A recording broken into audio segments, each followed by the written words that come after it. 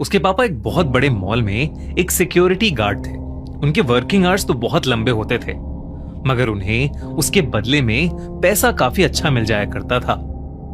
सब कुछ ठीक चल रहा था, मगर एक दिन अचानक मैक्स की मॉम की तबीयत बहुत ज्यादा खराब हो गई। मैक्स के पापा ड्यूटी पर थे, इसलिए मैक्स खुद ही अपनी मॉम को जल्दी से हॉस्पिटल ले गया। हॉस्पिटल ले जाने के बाद डॉक्टर ने मैक्स को बताया कि उसकी मॉम की एक किडनी खराब हो चुकी है और दूसरी भी बहुत कम काम कर रही है, इसलिए उसकी मॉम को हर हफ्ते डायलिसिस के लिए हॉस्पिटल लेकर आना पड़ेगा। कुछ वक्त तो मैक्स के पापा ने सब हैंडल कर लिया, मगर फिर मैक्स की फैमिली में पैसे की कमी होने लगी। मैक्स की मॉम के इलाज में ढेर सारा पैसा लग रहा था और मैक्स के कॉलेज की फीस भी काफी थी। अपने पापा को पैसा कमाने के लिए इस तरह से स्ट्रगल करते देख मैक्स ने सोचा कि उसे भी कहीं पार्ट टाइम जॉब करके कुछ पैसे कमाने चाहिए, ताकि वो अपने पापा को फाइनेंशियली सपोर्ट कर सके। मैक्स ने तभी से अपने लिए एक नाइट जॉब ढूंढनी शुरू कर दी।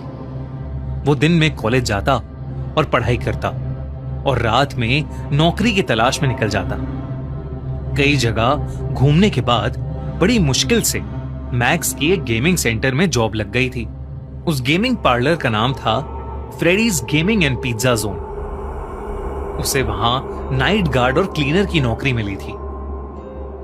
वो गेमिंग जोन शहर के बॉर्डर एरिया पर पड़ता था, यानी कि रेजिडेंशियल एरिया से लगभग 4 किलोमीटर दूर। मैक्स ये ऑफर पाकर बहुत खुश हो गया था। उसे कुछ ही घंटों की ड्यूटी के बदले अच्छी सैलरी मिल रही थी। उसने वो ऑफर तुरंत एक्सेप्ट कर लिया। अगले दिन अपना कॉलेज खत्म करके वो अपनी पहली जॉब की पहली रात के लिए उस गेमिंग पार्लर पहुंचा। मैक्स वहां जल्दी पहुंच गया था, तो वो पूरे पार्लर को एक्सप्लोर करने लगा। गेमिंग पार्लर के मैनेजर को एक इंपॉर्टेंट काम आ गया था, तो उसने मैक्स को कुछ इंस्ट्रक्शंस दिए और वो वहां से चला गया। मैक्स खुद भी गेमिंग में बहुत इंटरेस्टेड था, इसलिए उसे जैसे ही थोड़ा टाइम मिला वो वहीं गेम खेलने बैठ गया।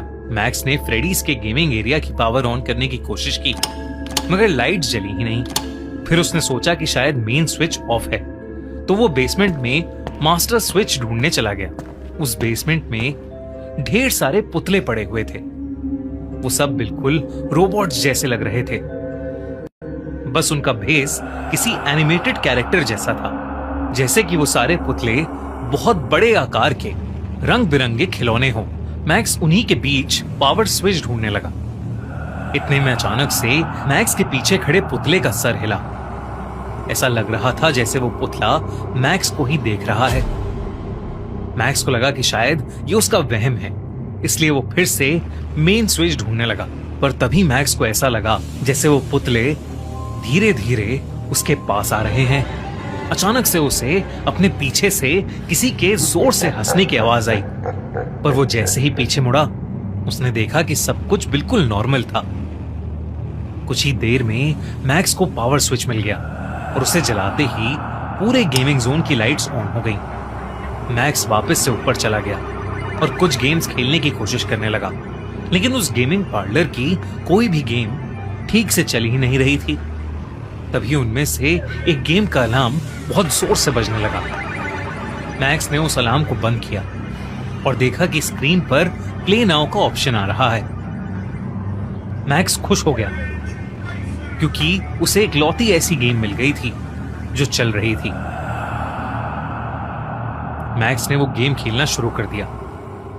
उस गेम के कुछ रूल्स थे जिनमें लिखा था कि प्लेयर को वो गेम 5 दिन के अंदर अंदर खत्म करनी होगी, वरना वो भी एक पुतला बन जाएगा। मैक्स ने वो सब सीरियसली नहीं लिया और अपनी मर्जी से कुछ भी ऊटपटांग खेलने लगा। खेलते खेलते अचानक मैक्स को याद आया कि उसकी शिफ्ट में बस 2 घंटे ही बचे थे और उसने अभी तक मैनेजर का दिया हुआ काम नहीं किया था।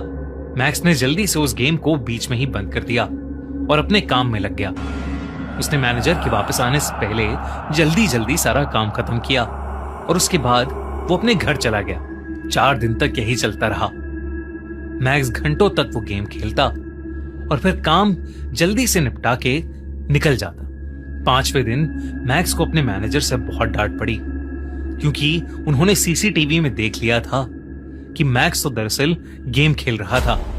इस डांट के बाद मैक्स ने डिसाइड किया कि वो बस अब अपना काम ही करेगा। अगली रात फिर मैनेजर मैक्स के भरोसे उस गेमिंग जोन को छोड़कर बाहर निकल गया। ड्यूटी के दौरान मैक्स गेमिंग जोन की सफाई कर रहा था। सफाई करते करते जब वो बेसमेंट की ओर गया तो उसने देखा कि बेसमेंट का दरवाजा उसके सामने अपने आप खुल गया। मैक्स धीरे धीरे बेसमेंट में जाने लगा और तब पहली बार था जब मैक्स को दिखा कि बेसमेंट के फर्श पर खून के धब्बे हैं। तभी अचानक से बेसमेंट में रखे गेम का स्क्रीन अपने आप ऑन हो गया। वो वही गेम था जो मैक्स पिछली 4 रातों से खेल रहा था। उस गेम का अलार्म जोर जोर से बजने लगा। मैक्स ने जाकर वो गेम ऑफ कर दिया और तभी उसे ऐसा फील हुआ जैसे कोई उसकी तरफ आ रहा है। उसने पलट कर देखा तो बेसमेंट के पुतले उसके पीछे एक दीवार के साथ खड़े थे, जिनमें से एक पुतला कहीं गायब था। मैक्स हर तरफ उस पुतले को ढूंढने लगा, क्योंकि वो जानता था कि मैनेजर हर चीज का इल्जाम मैक्स पर ही लगा देगा। मैक्स पूरे बेसमेंट में उस पुतले को ढूंढने लगा, मगर उसे वहां कुछ नहीं दिखा।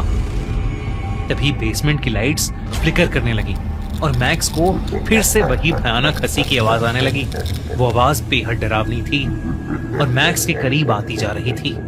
तभी उसने देखा कि 2 लाल आंखें सीढ़ियों से नीचे वाले जगह से उसे घूर रही हैं। मैक्स की धड़कनें मानो रुक सी गई थी। वो धीरे धीरे बेसमेंट से निकलने की कोशिश करने लगा, मगर उसका दिल दहल उठा जब उसने देखा कि बेसमेंट में पड़े हुए सारे पुतले अब उसकी तरफ ही चलते हुए आ रहे हैं। मैक्स कदम पीछे लेने लगा, मगर वो 2 चमकती लाल आंखें अब उसके पीछे से उसकी तरफ आने लगी थीं।